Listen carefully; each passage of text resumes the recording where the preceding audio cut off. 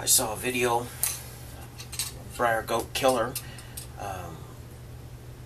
made a video on improving rat traps, and I followed the instructions. This is a different brand than the Victors. They work on the same principle. The differences are there's a big paddle for the bait pan. That actually the big paddle actually works just like the treadle trip inside of a live catch trap. But the principle is still pretty much the same. The trip is up. It grabs a hold of the bar. You push the trip down, and then the bar releases. The other difference is there's a much heavier spring on this one. I was going to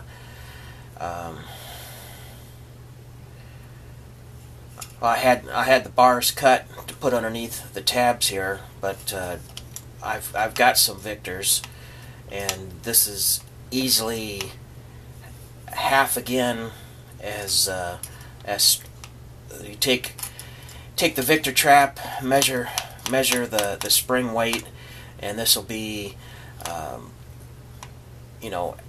add half of that value again, and that's what you got here. So this is already a strong spring. It came through while I was adjusting the traps. The biggest part of his modification was to build a cage over the top of the bait trap to force the animal to go anywhere but this direction right here. And this direction here is where you put an added bar for leverage when the bail comes down. It has a fulcrum to do more damage to the critter in the trap. This is not meant to be a friendly device. This is taking a trap that's meant to basically suffocate a rodent and then turn it into a kill trap, which is more along the lines that I would rather deal with, having a kill trap. Some other projects. I ordered in this is a Cold Steel Rifleman Tomahawk. It's got a hardened hammer pole on the backside, which is the only reason I would buy a Tomahawk, because the functional the wraparound pole on the typical Tomahawk is absolutely worthless. You take away, without the counterbalance, you take away all of your accuracy by having a weight forward axe. Your blade is constantly turning. You never know exactly where the blade is going to strike. By adding a counterweight, you're increasing your accuracy by increasing your control. And it's still weight forward, but it's not. The balance point is basically right here. I would rather have it right about here. And then in the other direction, your balance point is basically right at the bottom, right into your strike zone, right behind the blade. And with my other axes, I like to put a mark in that spot. You might notice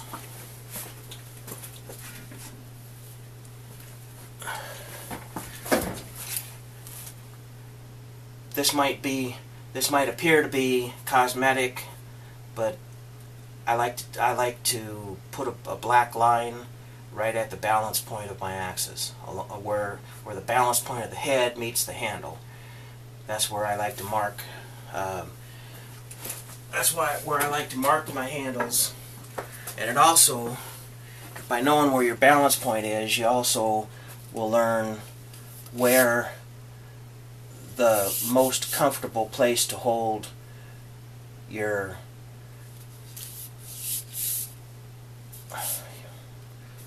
chopping edge. A lot of times your hand will automatically find it. On this axe, it appears to be right there, which is about halfway up the handle. You get a balance of this extra weight behind. So that's where I'm getting at with that. I was also asked, I have overstrike guards on my smaller axes, and I was asked how I set them up. I take ordinary bicycle tube, and these normally ship with a crease in them. So I'll open up this crease. Something else to dig out later.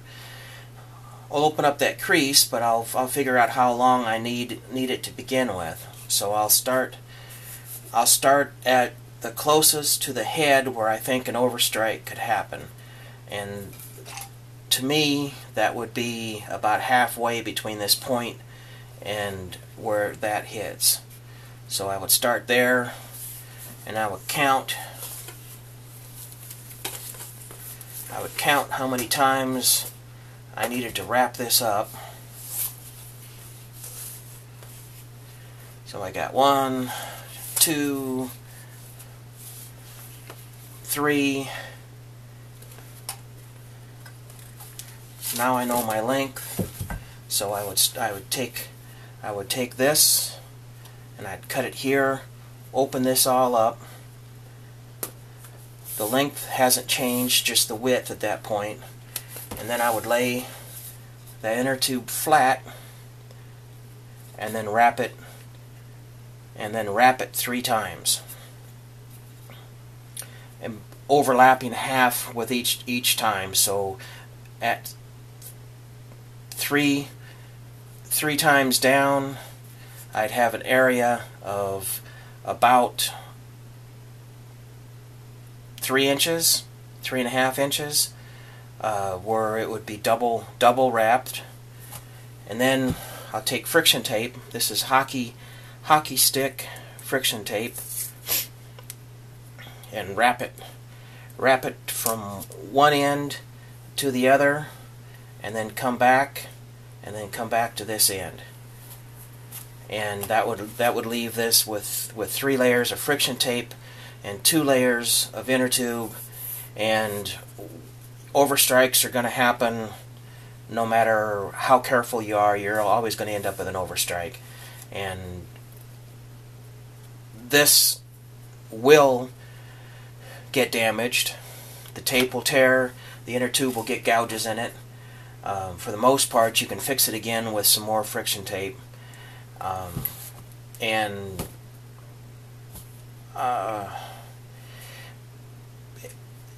anything that keeps the damage off the wood handle is a good system.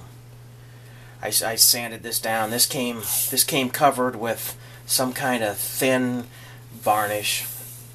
I sanded that completely down, and I always use this rosewood rosewood stain. It's got a stain and a wax built in, so I don't seal these any further. Seal these any further than that. They stand up to weather. They're not sticky. They're not slick. And that's the general overview of what I do with an axe handle. This is newest project. First step will be to soak the rust off of it. This isn't rusted. This looks red and really bad, but in reality, it's not that bad at all. First step will take the rust off of it. Second step is to soak it to find where the bimetal axe companies put a hard metal surface for the knife edge, and then they attach it to mild steel back here for the bits and the eyes.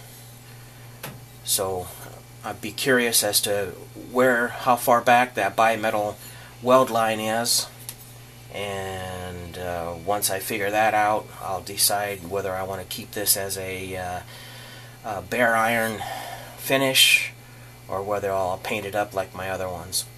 But this will be, I don't have any wall hangers, so this will be a functional tool when I'm finished with it. And I'm glad to have it. This is he was wondering whether this was, I got this on a trade. He was wondering whether this was valuable to me as a trade, and it's like I can't even put into words how valuable this is to me. So that's my next project after I build a sheath for this, and we'll go from there.